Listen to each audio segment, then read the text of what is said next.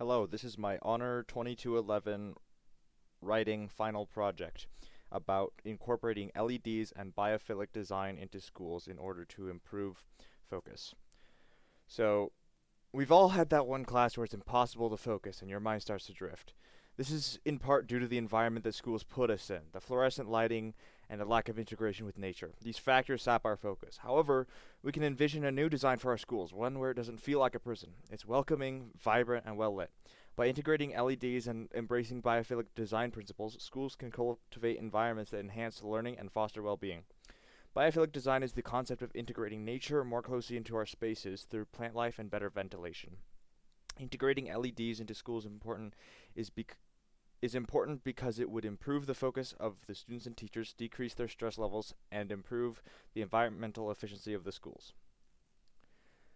There have been various studies done about this, including one from the Society of Light and Lighting, which shows the effects of illumination for specific psychological effects that improve human performance.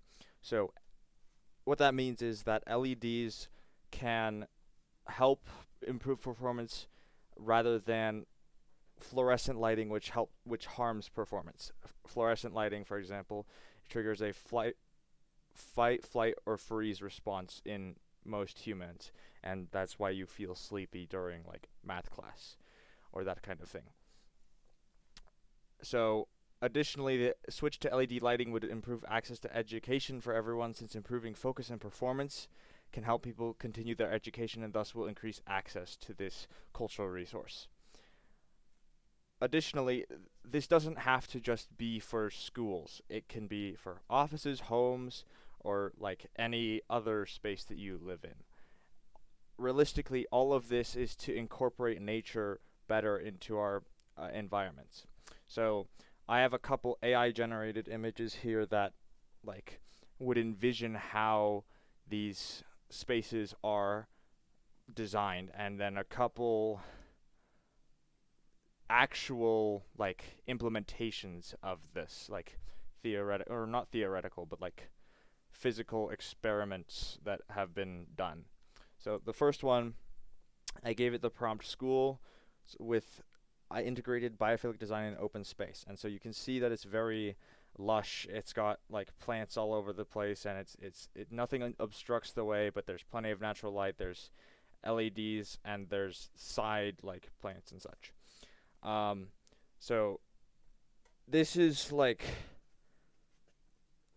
what I would envision to be a classroom with using biophilic design, at least how you think of biophilic design. Same thing here. This is imagining a futuristic school, like so it imagines overall this is like the common space, and so you can see the same concepts as in the previous photo, which you've got like plenty of space to walk around, but you've also got plants and everything's well lit, etc.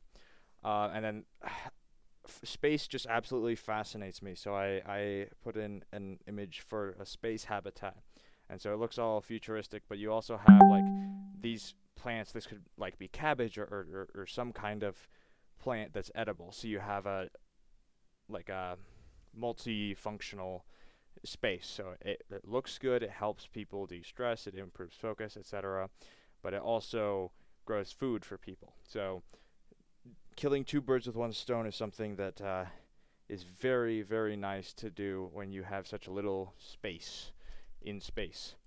And then this is an actual application of how you would integrate biophilic design into a classroom. So you have like paintings, or you could add windows to the outside so that you have plenty of lighting, and these lights look not for they look like LEDs rather than fluorescent. So you have the green and white, like green and gray patches. You have like it looks like moss or something natural, and then you have just green everywhere. So it looks like more natural colors rather than the like more unnatural colors that schools are like built with. And then this is a example of a common space for schools, and yeah, yeah, it integrates most of the other design elements that have been previously talked about. So I will leave this space habitat up while I am talking. Um, Additionally, a study done by Chinese researchers about biophilic design in classrooms through VR uh, has been done, and it shows the control was just a like a plain classroom that you would normally find, and the best results, the students that did the best on tests and such were the ones that were in the VR classroom that had windows looking to the outside, a bunch of natural lighting, and also like fixtures of plants on the walls.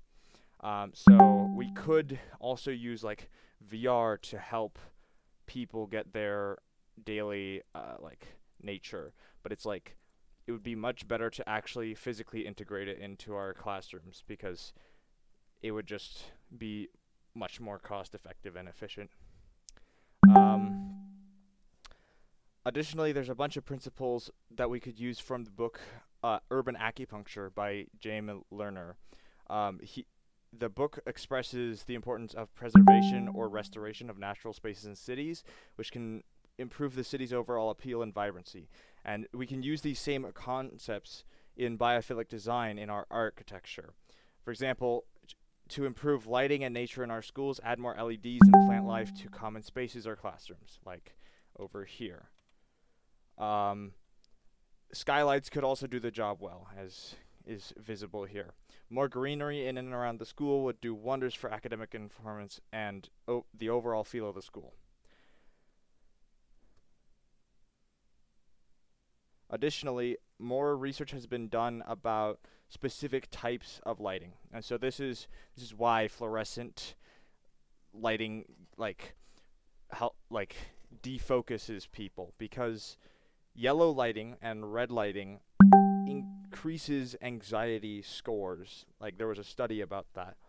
Whereas green and blue light stuff that you see more naturally in nature decreased their anxiety scores. So you can see blue and green more often in nature, but fluorescent lighting emits like specifically two frequencies, and one of them is this very weird, harsh yellow. Additionally, um, Survival of the Friendliest, which is another book, adds an interesting perspective that focuses on the collaborative nature of humans.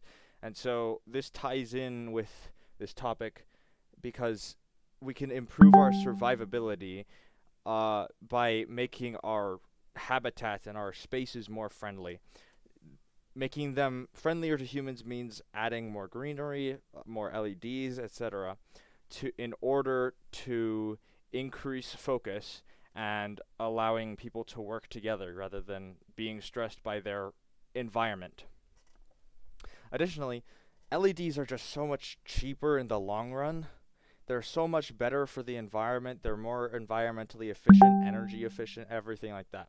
So while they may have an initial cost that's much better, there have been many studies done by this. One of them, so in the UK in 2007, it was found that the replacement of LEDs instead of traditional fluorescent or other lighting reduced household electricity consumption by 50.9%. That's substantial. If you integrate that into schools or offices or wherever else, that that even just that alone can drastically cut down your energy costs, and that alone is a reason to switch to LED lighting.